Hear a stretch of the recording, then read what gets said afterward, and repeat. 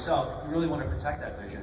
And you want to be able to step in and work with the director. And Steven did that with Toby. I know he had as a kid, I wasn't really privy to everything that went on. But as far as I know, Toby directed me, but Steven was there every day. And I know Toby and Steven worked very closely together to, bring alive a vision that Steven had in mind when he actually wrote the original script. And it basically did that what any writer would probably want to do, to make sure that what he sees on the page makes it to the screen. And at the same time, Toby was able to complement it with all of his super talents, because he directed Texas Chainsaw, and he brought something really special to the movie. And as an actor, it was wonderful to work with someone like Toby, because he's the one who let me be free, let me improv, let me just be a kid. I was so spoiled in that movie, because so many films after that, I didn't really have the opportunity to just be improv, make up lines, and a lot of those lines actually did make it into the movie. And Steven, as the writer, allowed Toby to allow me to do that. So that was my experience, in terms of that whole controversy that went on. Yeah, I think I basically had the same experience as well, which was the acting notes that you would get mostly came from Toby. Steven was more concerned that we were getting the right tone. Obviously there's certain camera moves in the movie that you watch and you go, oh, that's a Spielberg move. When Joe Beth runs down the hallway, that's the same camera thing, the trick that they do in Jaws. When Roy Scheider realizes his kid's in the water, and they do, it's like, it's a dolly counter zoom, right? And it makes you feel almost like you have vertigo when you're watching it, because all the frame just goes out of whack. And Steven was concerned with things like that. I actually did a little bit of second unit shooting for a scene that got cut that Steven actually did. He was in charge of that. They were shooting the first unit downstairs, and there was a little sequence that I had to do upstairs, and Steven was there for that. But otherwise, Toby was there, the one calling the shots and sort of telling us what to do in terms of acting. Now, there's been several documentaries made about the Poltergeist curse. Talk about your feelings being there. Do you think the set was cursed? Do you buy into that? I live in fear every day now, and the crucifix is on the wall, and you really don't get too close to me, because lightning might strike, you might be taken out. But don't let that deter you from talking to me at the tables. In reality, I think everything is just, there's a lot of horrible, tragic things that happen, and people really just try to connect the dots and try to make something that really isn't there. And it's great entertainment, I guess, in a morbid kind of way.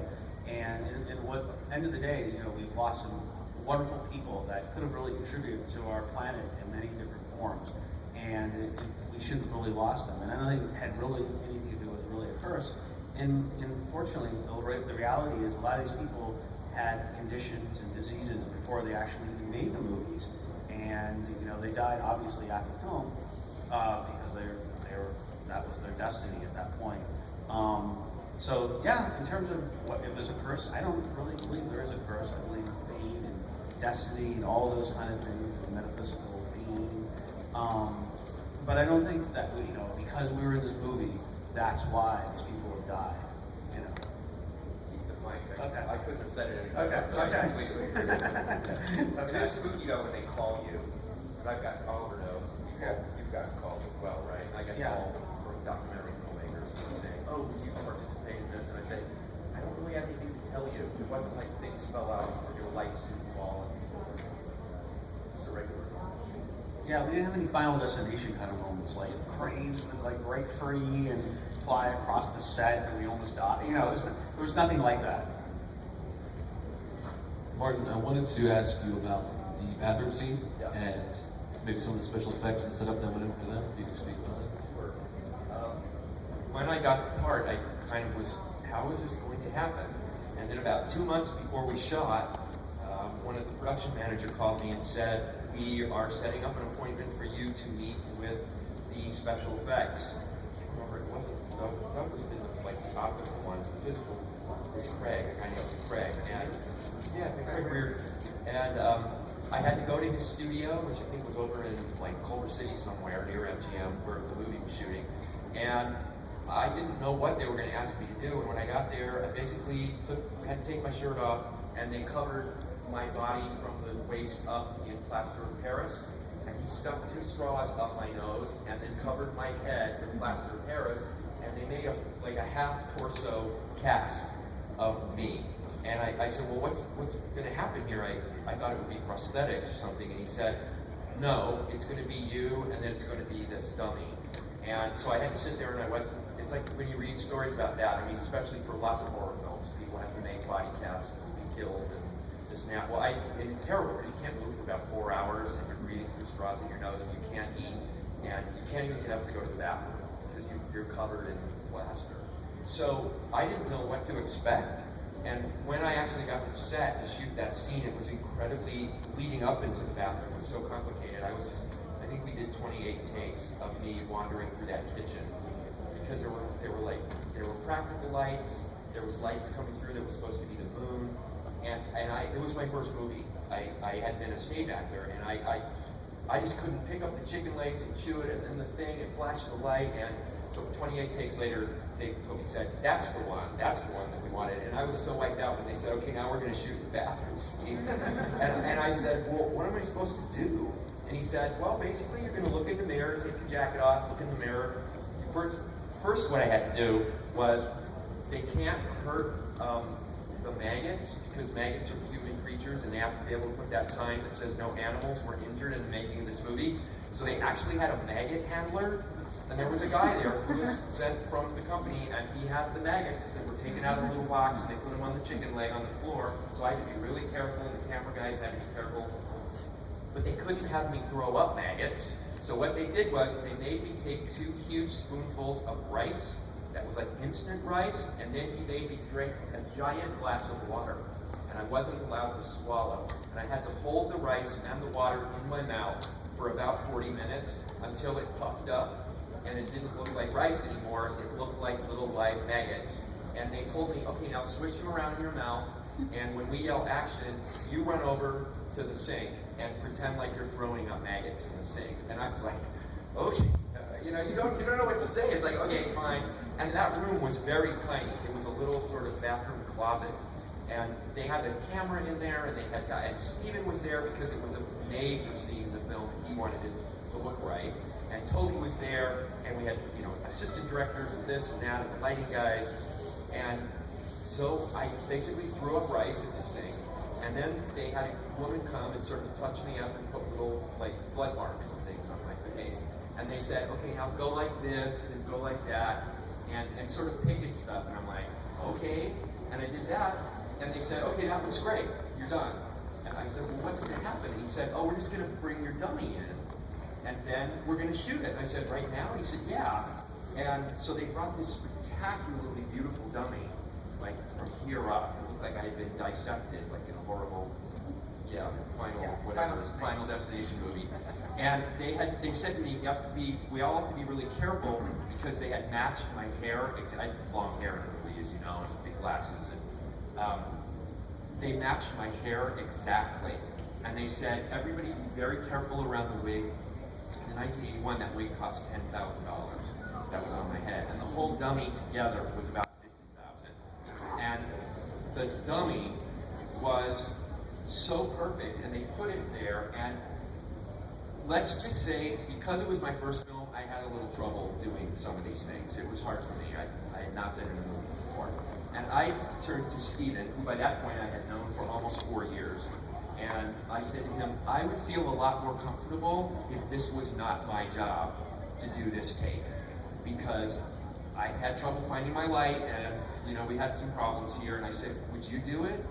Well, that was like asking a child if they wanted to go into FAO Schwartz and buy candy and toys. He looked at me and he said, for real? And I said, yeah. And I just handed him my watch, I handed him my ring, we put a shirt on him, there was an extra shirt there on the set. And there's a great photo, I did a podcast a couple weeks ago in LA, and this guy had a photo, and it's Steven down on his knees in front of the mirror with my head there, and plus they've got 2 puppeteers on the floor next to him who are pulling strings so the eyes open and close, and then the mouth open and closes like it's screaming.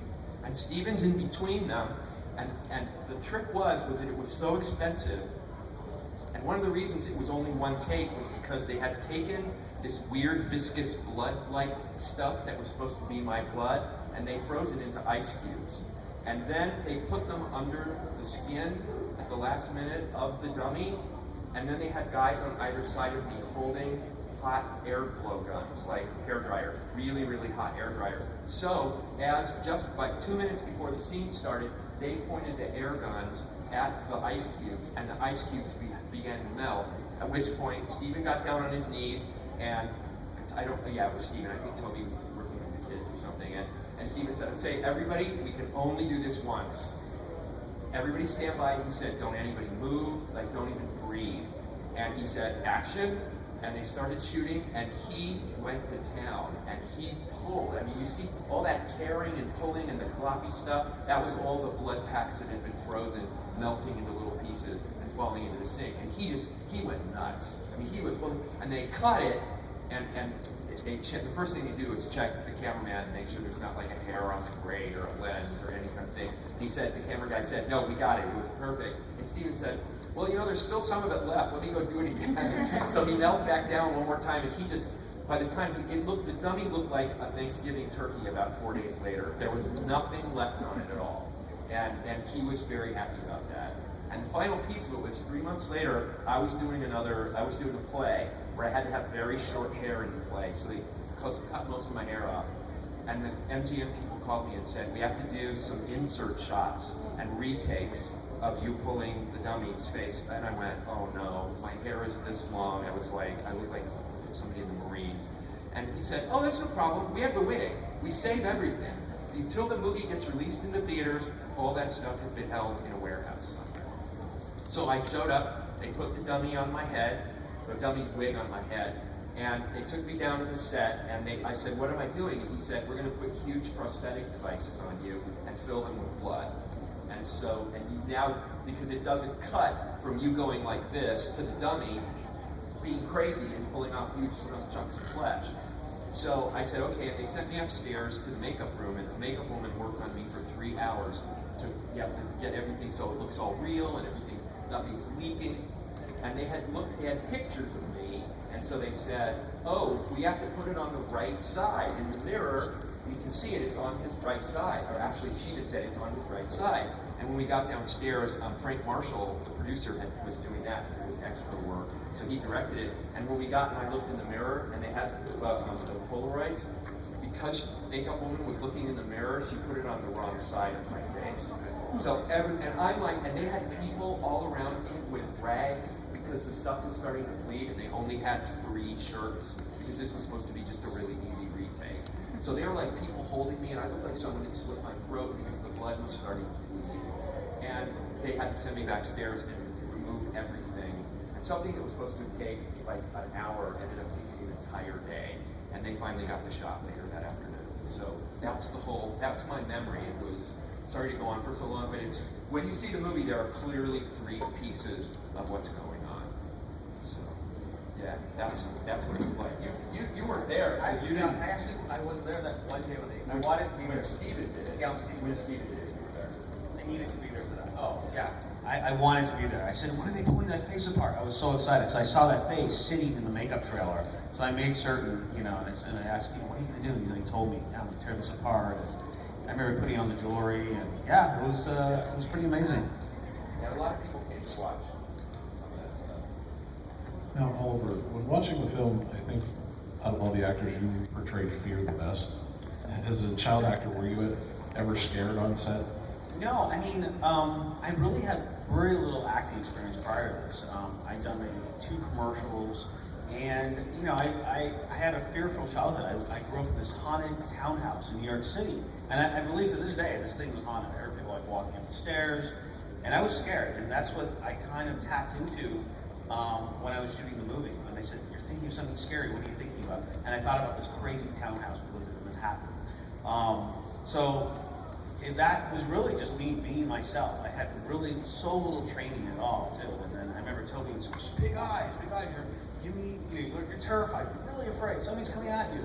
And Toby would just talk me through a lot of these scenes, because what they did is we never really saw the special effects, the entire shoot. Everything is laid in after the fact. So people would they'd give you an eye line, see that little that mark on a piece of tape over here, that's where the ghost is coming in, and then you follow your eye line over here, but you're getting more scared, you're terrified, and you're screaming at it, and that's what we all did, because we never really saw in any of the effects, until ILM put in everything that you guys saw.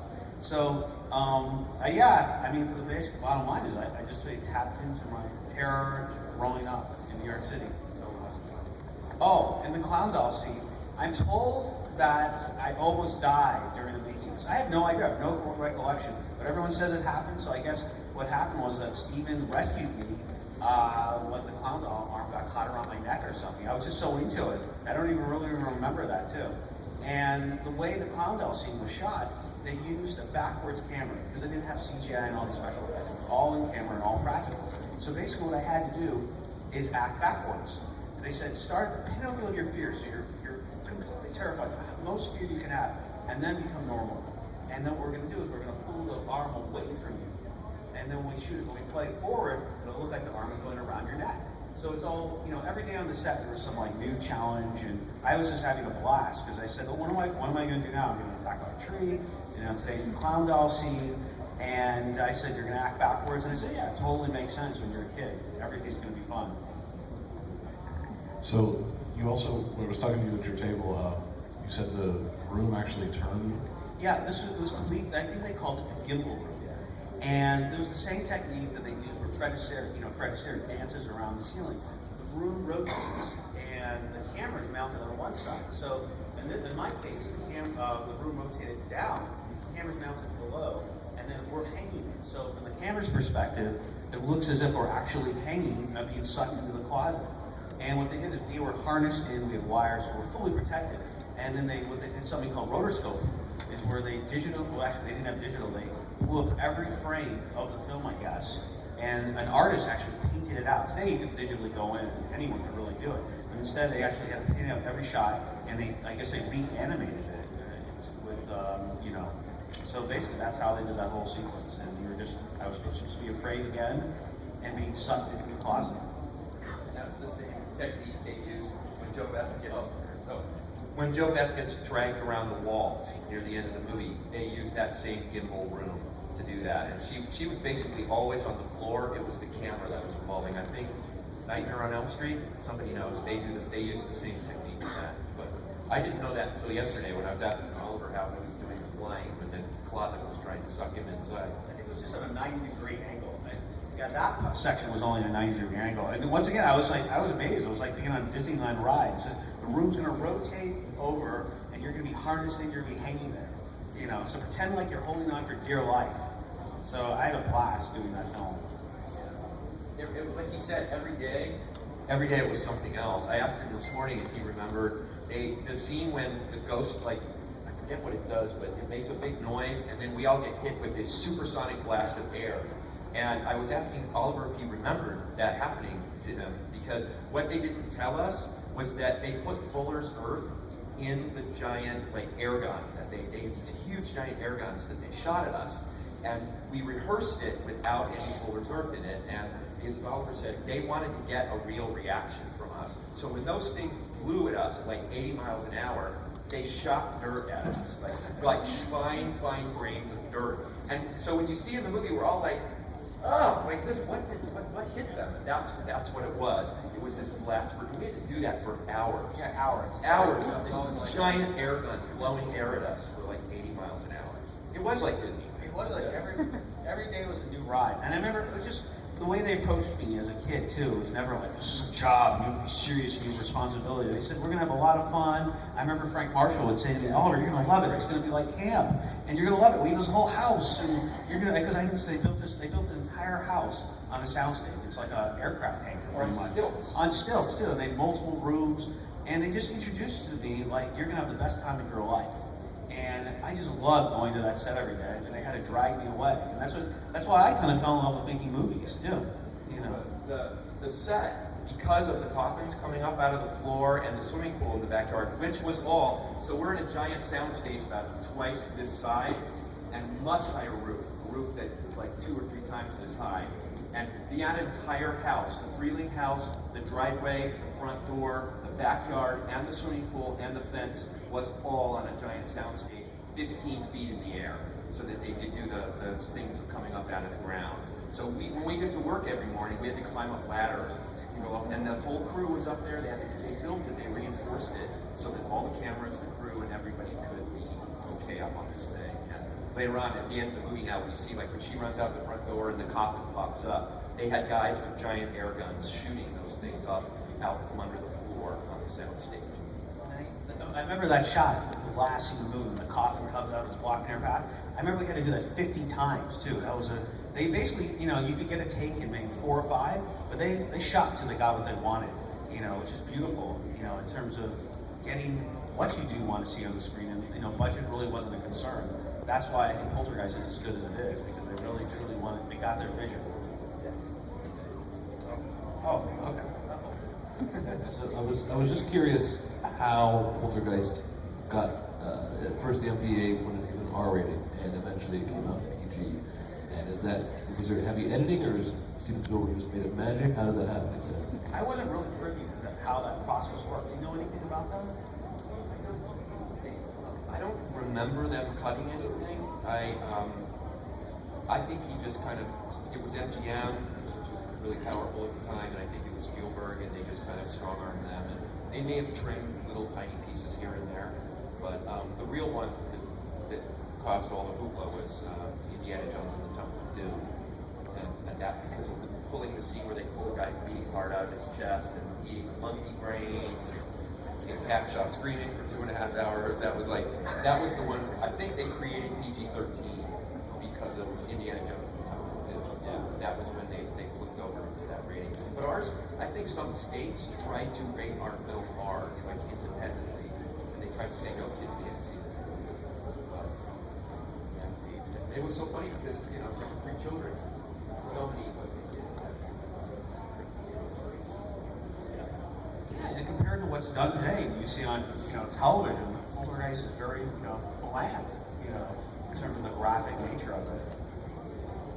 Yeah, I know there was a question about, somebody told me later on that my scene was so different from everything else you saw in the movie. That was the only real blood you saw or gore that you see in the whole film. And of course, Toby got the blame / credit for that all the time. They always say, well, Steven would never show anything like that, but Toby would. And that's, to me, I mean, the story I always tell is that I had to go to a looping studio to loop some of the yelling and screaming when my face is falling off. And back then, you'd go into these giant, massive looping studios, and the screen was huge, and all the film was in black and white then, because it was just like answer prints.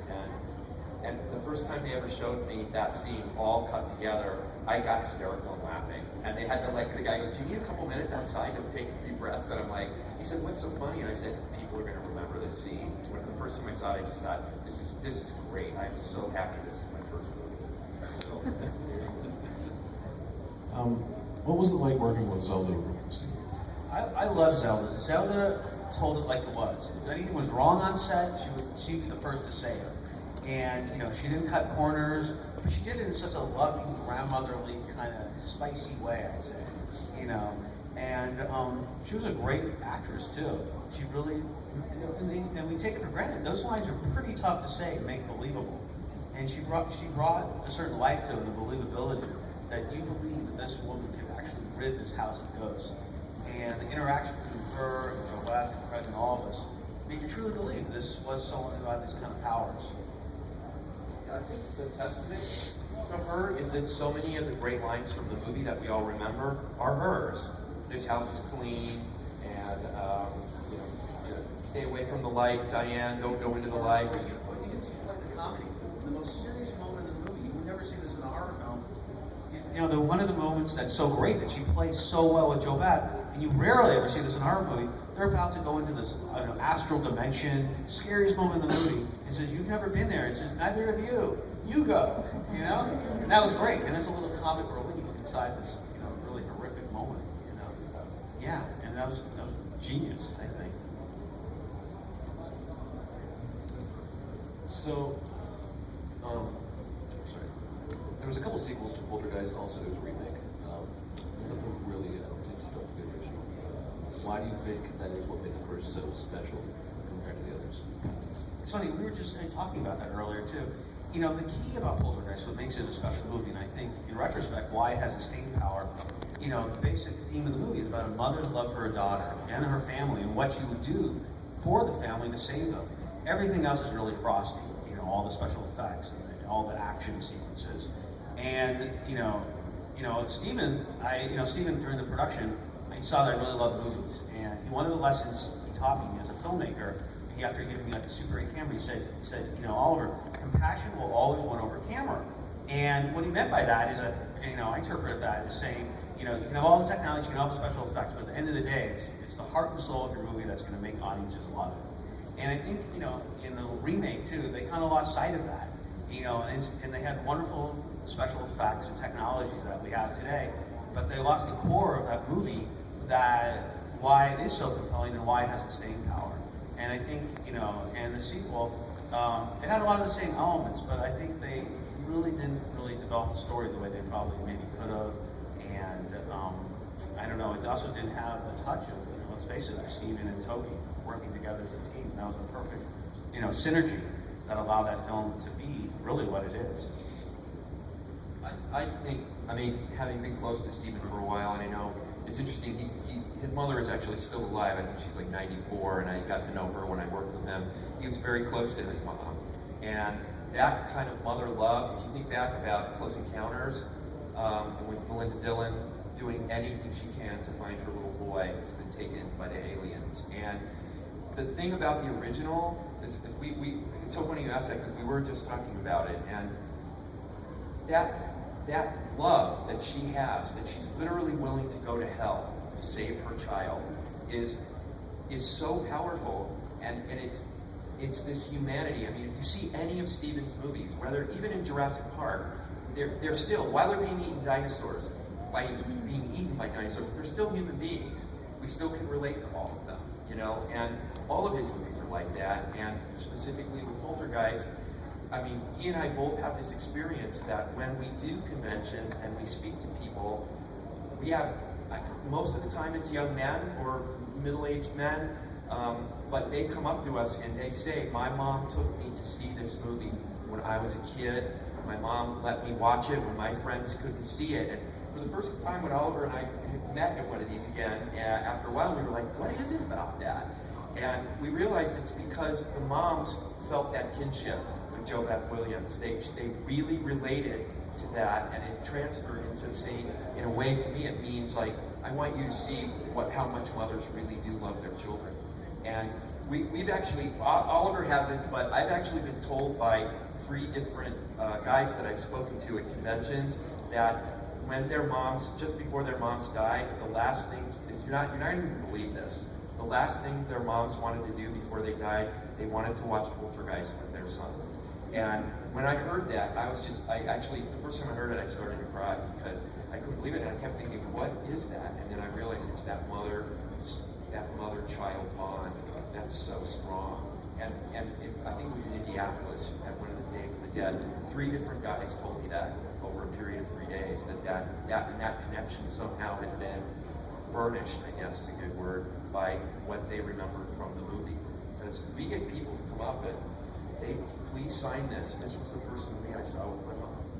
So yeah, it's weirdly powerful. Like Oliver kept saying, there's such a heart to that. You really see that in horror movies even today, and Insidious borrowed a lot of elements from that too, and that's why that film actually plays as well, I think. And those are the kind of films I like to see, and that's the kind of films I want to make too. Oh, Martin, you said you worked with, you were assistant to Spielberg on, it was Raiders, right? Yeah, Raiders in 1941. Talk about what he's like to work with, as far as, we look at him as almost like a god. Yeah. What's sort of the real Steven like? The funny thing about that, anything that I can tell you right now, through a very strange set of coincidences, my sister works in the travel business. My sister actually, for the last 20 years, has worked for DreamWorks Travel. First it was SKP or whatever the group was, and now it's DreamWorks. And she has the exact same experiences that I do. And I've actually said this in interviews before, so I don't mind. And I always preface it by saying, if Steven ever hears this, take this in the best way. Which was, those of us who worked for him used to say, and I actually said this once in all seriousness, I would like walk in front of a car for him. He was the kindest, he's funny, he's outrageously funny, and he can often be incredibly gentle, and then he becomes the big diva Hollywood director filmmaker. but not in a bad way. I mean, at the time when I worked for him, I had friends who were assistants to famous, Oliver has similar stories, famous people who had staplers thrown at their head, who had to go pimp for their bosses, who had to buy drugs for their bosses. And whenever anybody would ask me about Steven, I'm like, are you kidding me? Steven's idea of like a vice is he would make me go to a comic book store and buy him a comic book. Or when we were in London shooting Raiders, one day he gave me, it was the hardest job anyone ever gave me to do. He said, Marty, I want a roast beef sandwich so badly, I don't care how much it costs or where you have to go to get one in London. London in 1980 was a city that was incredibly amazing and astonishing, and every single thing closed down on Sunday. You couldn't get anything on a Sunday. So I took the car, I think about it now, and I'm like, how did I do that? I drove around London in a car, and finally somebody said there's an area of London called Golders Green, which was an area where a lot of Jewish refugees had come during World War II, and somebody said, there's an amazing deli there, and you'll be able to get a really good roast beef sandwich. So when I got there, this story will sum everything up.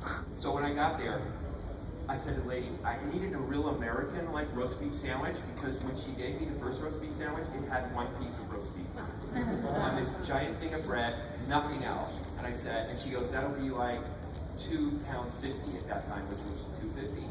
And I said, did you put like 5 more pieces on there? And she said, sir, that's going to be the most expensive sandwich we've ever sold. And I said, I don't care. And I said, just keep putting layers of roast beef on there until like, this is like Steven, who was used to like Cantor's and, Star Deli and stuff. So she just kept putting pieces of roast beef, and I said, and now whatever else do you put on the roast beef? And I said, whatever you put on there, put like 3 times the amount. So when I walked out of there, it was a roast beef sandwich with that. And when she said what the bill was $85. And she looked at me like I had killed a child. She said, where are you taking this? I said, it's for an American who's like an expat, and he's here eating this roast beef sandwich. And I actually, the really hard part, I just remembered this, they cut on a different bias in England when they're cutting roast beef, so I had to make them recalculate the slicer. Because when she cut it the first time, I'm like, that's too chewy. He's used to it, and she goes, okay, I know how you Americans like it. And she had to recut it on a different bias with the machine. And the funny thing was, when I took it, I paid the 85, whatever it was 85 pounds. And when I got back to the studio, he said, you were gone like 4 hours when I started. And I said, well, I had to go somewhere really special. And when I gave him the sandwich, he said, wow, this is great. This is just like an American sandwich. Thank you so much. And he like shook my hand. And when I got very sick on the set of Raiders when we were shooting in Tunisia. And I actually, like Oliver did, in his story, I almost died. I mean, they had to get me, and they brought me to a really nice hotel, and they had a doctor, and I had to swallow some water in the pool and got some horrible dysentery. And the first day I went back to work, I told some people this earlier, the first day I went back to work, Steven met me at the door, and he put his arm around me, and he said, we almost lost you. He said, we were 5 minutes away from renting a private jet and flying you back to London to the hospital there. He said, we'd set it all up, but you suddenly got better this morning. So that's the kind of guy he is. He is amazing. One more story, is that okay? One Steve's story about what a great guy he is. I cut it down when I told you guys, when I got the job. When I found out, I actually, you're gonna get choked up on this, because it's my idea of Steven. So when anybody ever says to me, oh, come on, tell us bad stories, I'm like, I don't have any bad stories. When I got the call to go to the very first private screening of Raiders of the Lost Ark, Kathleen Kennedy, who now is runs Star Wars and Lucasfilm and everything, she and I both started on the same day at work, and she worked her way up, and she called me and she said, we're going to have a private screening that's only for the Paramount executives and the Lucasfilm executives and for us that worked with Steven for that whole year. And we need you to come to Paramount next Tuesday night, and you need to be there at 7 o'clock. And I said, great, I am so excited to get to see this. And so I showed up Tuesday night at Paramount, and I went to the screening room, and I stood there, and nobody was there. It was finally like 10 after 7, and all of a sudden, a Porsche that I recognized, because 3 years before I was the one who had picked it up in Santa Monica and driven it to Steven's house and said, here's your new car.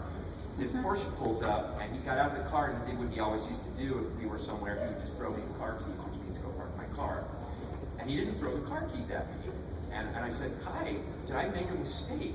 Is the screening not tonight? And he said, oh no, it's tonight. And I said, oh, okay. He said, yeah, I wanted to have a couple minutes. I wanted to see how you were doing and what you're doing. And I said, well, I'm gonna play, and I won this award, and blah, blah, blah. And then he got this little, we call it the Steven grin. And he has this little grin, and he went, oh, I hear you're in a movie too. And I said, what are you talking about? He said, yeah, I was in the office today, and somebody came up and told me they cast you as the role that you auditioned for in Poltergeist. And then he just smiled, and he said, congratulations. And I said, wait, you came here a half an hour before the screening to tell me that? He goes, yeah, I wanted to be the one to tell you. He said, you gave your life to me for 3 years, and this is kind of what we wanted to reward you for that. So he's a great guy, and my sister has the